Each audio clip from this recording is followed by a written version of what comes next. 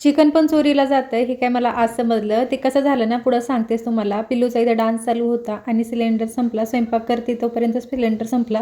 तर तो चेंज करून घेते. आम्ही ना सिलेंडरला एक मशीन बसवलेली आहे, जेणेकरून आपल्याला आहे ना बऱ्याचशा गोष्टींचा फायदा होतो. जसं आपलं रेग्युलेटर असतं ना, तसंच हे बसवायचं असतं आणि त्याच्यामध्ये आपल्याला कमी आहे गॅस, त्यामध्ये कमी आहे, जास्त आहे. जास्त तर नसतोच, पण कमी जर भरून दिला असेल नवीन आणल्यानंतर किंवा संपत आला आहे की ते पण आपल्याला कळतं. अजून बरेचसे त्याचे फायदे नंतर कधी तुमच्यासोबत शेअर करेल मी. आता सध्या मी फ्लावरचे पकोडे बनवते आहे, तर त्यासाठी मी इथं कॉर्नफ्लॉवर, मैदा, तिखट, हळद, अद्रक लसूणची पेस्ट, शेजवान चटणी आणि काळी मिरी पावडर आणि मीठ टाकलेलं आहे. तिखट थोडं जास्त टाकायचं, कारण की हे आपण कॉर्नफ्लॉवर आणि मैदा टाकतो ना, त्यामुळं. इथे मी फ्लॉवर आहे ना पहिले उकळून घेतला होता मिठाच्या पाण्यामध्ये 2 मिनिटासाठी आणि हे जी पेस्ट आहे ती थिक ठेवायची, जास्त पातळ नाही करायची, नाही तर ते व्यवस्थित बसणार नाही फ्लॉवरवर. आता हे मस्त असे कुरकुरीत तळून झालेले.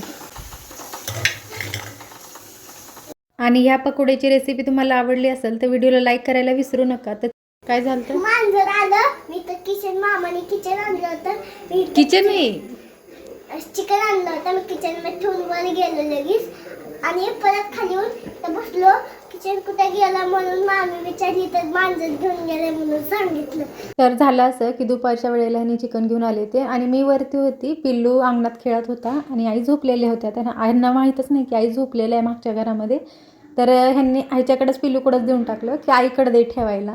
तर ह्यांनी आई झोपल्या म्हणून किचनवर तसंच ठेवलं आणि दरवाजा उघडाच होता आणि ह्यानं खेळून खेळून वरती आला गॅलरीमध्ये खेळायला, रूममध्ये खेळायला आणि कधी मांजर आलं आणि घेऊन गेलं चिकन कळालंच नाही. आणि मी आले संध्याकाळच्या वेळेला 6 वाजता खाली आणि आईला विचारलं, आई चिकन कुठे आहे? म्हणते कधी आणलं, मला ते तर माहीतच नाही, कारण की आई झोपलेल्या होत्या. असं काही झालं आजचा गोंधळ. मग परत जाऊन ह्यांनी चिकन आणलं. ते म्हणतात ना, ज्याच्या पोटात जायचं ना त्याच्यात जातं. तर इथं नंतर केला स्वयंपाक, एकीकडे भात एकीकडे आमटी. चलो बाय.